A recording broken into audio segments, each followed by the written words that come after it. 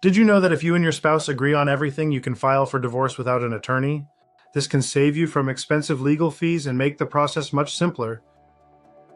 By handling the process yourself or using a flat fee service, you can manage your divorce paperwork with ease.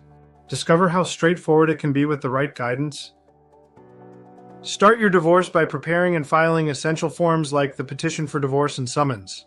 These documents officially kickstart your case. Learn how to serve your spouse and file the proof of service to initiate the waiting period. Accurate financial disclosures are crucial, so ensure they're completed correctly. If you and your spouse agree on all terms, draft a marital settlement agreement.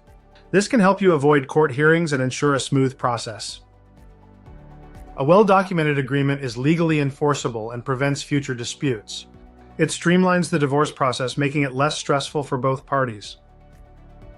Submit your final judgment package to the court for approval.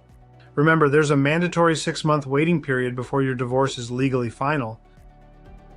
Explore how Divorce 661 can assist you with a flat-fee remote service.